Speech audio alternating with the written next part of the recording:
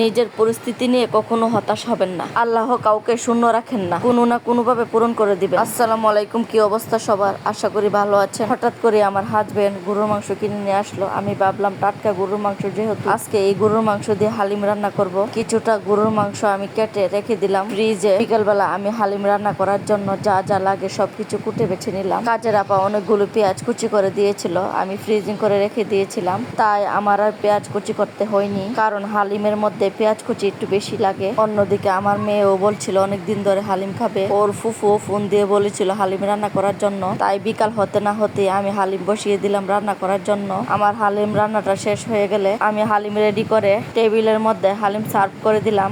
এখানে সবাই বসে হালিম খাচ্ছিল। এখানে ছিল আমার 3 ননাস, আমার মেয়ে আর আমার ননাসের ছেলে আর আমার এক ননাসের মেয়ে। সবাই মিলে হালিম খাচ্ছিল আর আড্ডা দিচ্ছিল, হাসাহাসি করছিল।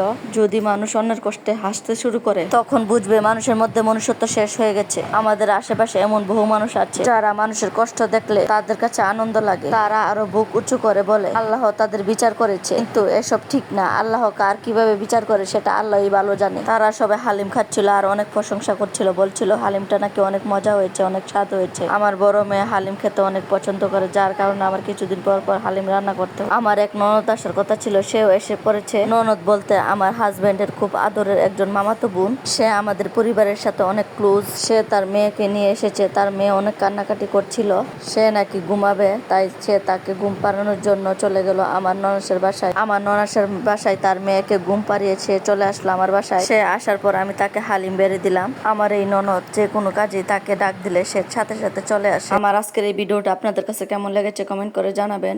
পুরো ভিডিওটা দেখার জন্য আপনাদের সবাইকে অসংখ্য ধন্যবাদ। ভালো থাকবেন, আল্লাহ হাফেজ।